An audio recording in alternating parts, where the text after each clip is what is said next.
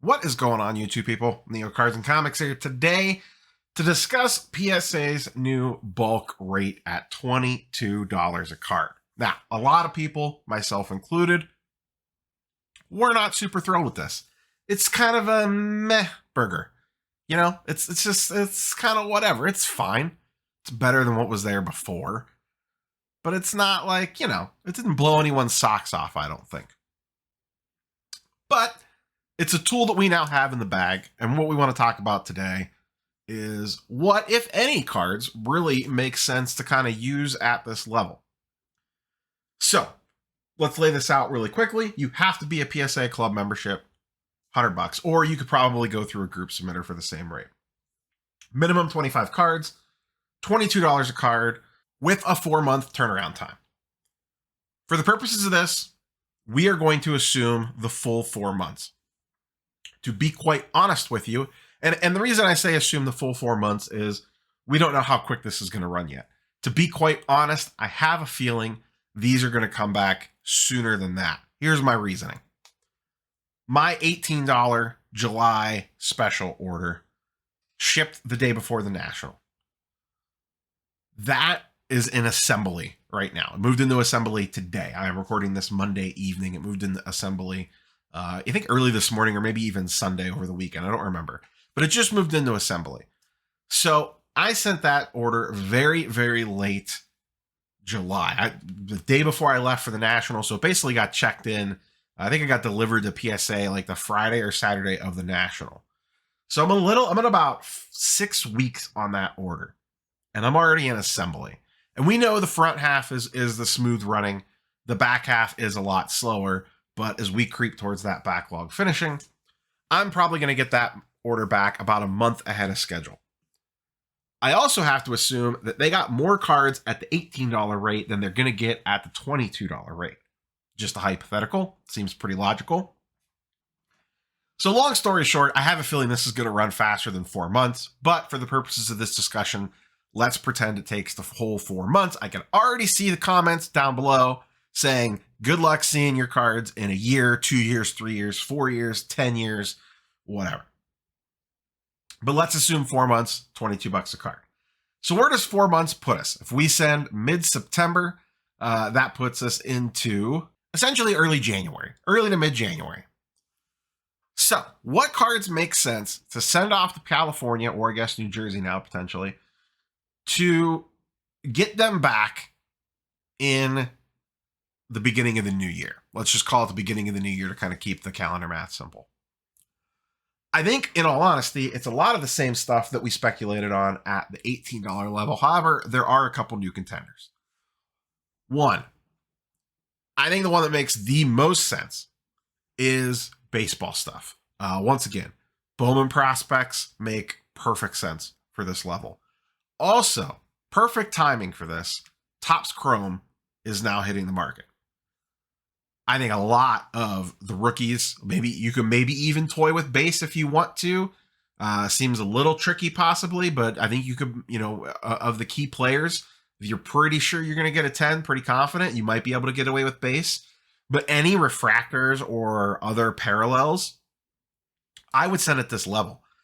Most stuff for baseball anyways, you're not going to want to send it faster and get it back, in the middle of the playoffs or after the playoffs already ended. If you want to super quick flip it, you could SGC it, I suppose. If you wanted to go that route for $30 a card and get it back, it kind of is going to depend on the player and where they're at. Are they going into the playoffs, or is their season about to end?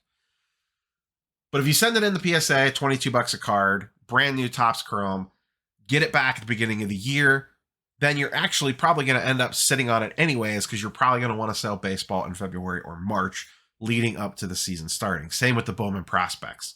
If you're sending people in from 2022 Sapphire or 2022 Bowman Chrome, autos, whatever, first Bowmans, parallels, refractors, the whole 9 yards, get those back, sit on them for about a month, let spring training ramp up, let the new top 100 list comes out, top 10 list, this prospect, this guy that no one's ever heard of, it sells for $5,000 a card, whatever. Get those prospects back right in the time, perfect timing to have them primed and ready to go for spring training. So to me, baseball makes a ton of sense if it's not someone that you think is going to have a potential playoff impact. And even then, there's going to be PSA people out there that are going to say, nope, I'm sending a PSA and PSA only because I want to sell it for the most and I want to sell it as easy as possible when I get it back. Totally get that. To be quite honest, that's what I would probably do if I was ripping Topps Chrome and or Bowman or hunting for raw singles. So I think baseball makes a ton of sense for this situation, very specifically Bowman prospects.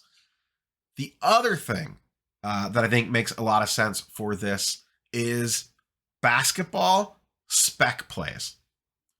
What do I mean by that? Non-established guys. So you're talking about fringe guys that maybe showed something, but kind of have come back. I'm going to run off a couple names here.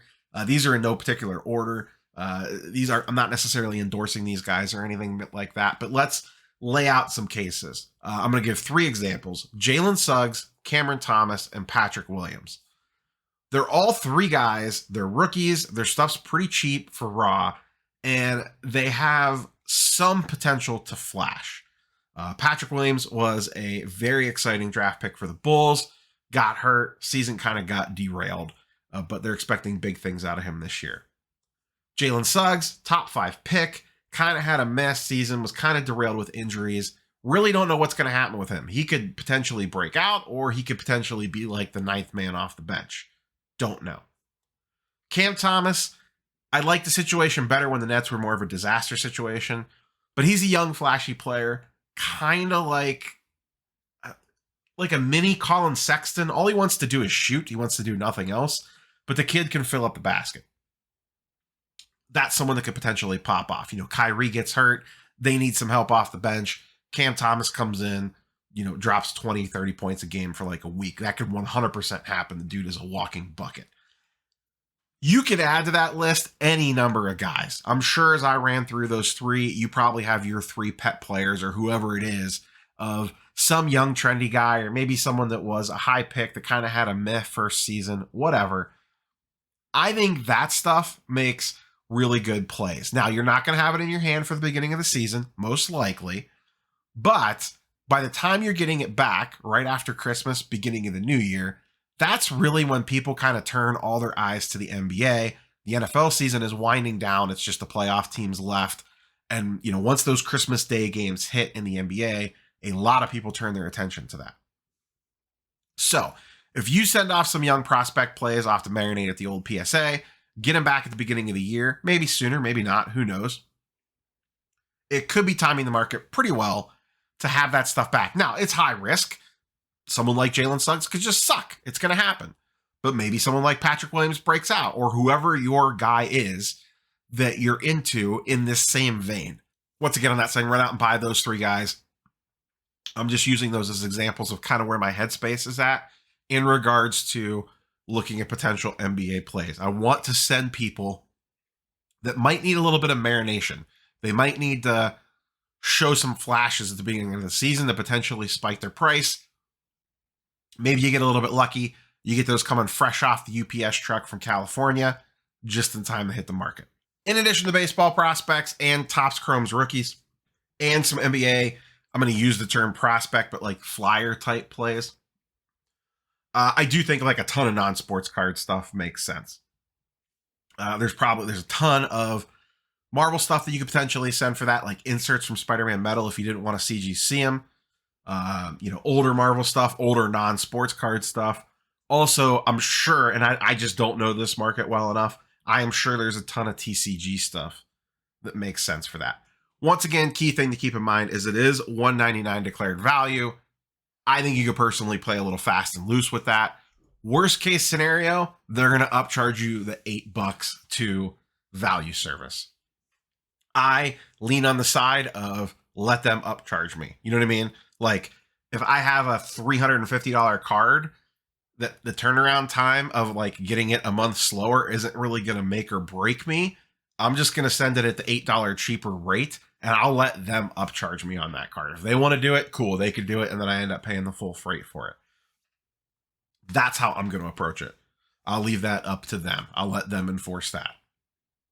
But in most cases, I'm willing to push that limit a little bit. I'm not going to get stupid with it and send $700 and $800 cards.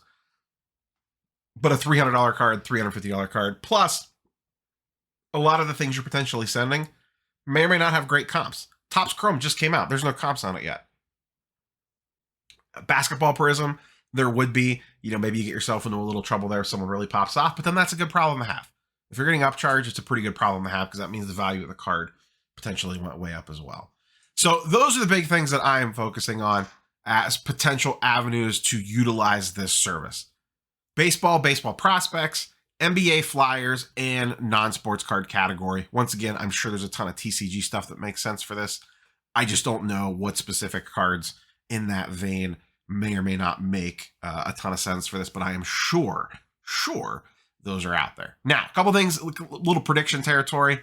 I don't think, as it currently sits, that this rate stays around for very long. I think this is just them dipping their toe in. I think the next thing that we probably see, and I believe because Carlos mentioned this in his video, or someone did, that I see the 25 card minimum restriction getting cut down. I could see that maybe going to a 10 card restriction and maybe even the price dropping. I think they're going to slowly ratchet these things down, get away the cards in at a certain price point, and then lower it again. Okay, cool. It's 10 card minimum now, and you could send it $20 per card instead of 22. Like, we'll see that in like a month or two. It's all going to depend on how the market reacts to this. That's essentially what they're doing. Opening the floodgates a little bit, how much water actually comes through, and then see if they want to open them a little bit more. That's basically the situation that we're in. I know a lot of people just want them to say, hey, get to $10 a card and let's get over with this and let's do it. And I want to send a ton of cards in. Part of the reason why they're doing this is to also control intake, because they do not want another backlog situation where they have millions of cards sitting there. Now, I don't even know if that's possible. If they opened up $5 a card grading with $100 declared value, I don't know if they would instantly get, the post office in California shut down again like it did last time before the massive price increase that they did, almost a year and a half ago now. Don't know. But I think that's what we're going to keep seeing. We're going to see these little 10% changes in this as it kind of weans itself down to lower and lower price points. I wouldn't be surprised if we get some sort of special, like around Thanksgiving or Christmas time, maybe specifically for set registry guys and girls, or something else. Black Friday special, nothing would shock me. Nothing would surprise me at all. You could see the companies starting to kind of play with different marketing approaches. Like Beckett's running a 20% off sale right now. So companies are beginning to kind of push and pull and poke around and see, what can we do to increase demand, but not necessarily majorly shake things up. If we give 20% off here, how does that affect our input? Do we see a big jump? And then that gives them information going forward to making pricing changes. Hey, if we go permanently to this is probably how much volume increase we're going to see, et cetera, et cetera. So, but that's where we're at. Thought I would just kind of get out there and talk about this for a little bit, because I know a lot of people were a little disappointed in the 22, myself as well. But once again, it is a tool that we now have in the toolbox, $22 grading with a 4-month turnaround time. Like I said, I wouldn't be surprised if it's probably closer to 3 months than 4, but time will tell. For right now, we'll give them, what they're saying on paper, that it'll be the full 4 months. We'll see what actually happens as we kind of move throughout this process. But that's where we sit.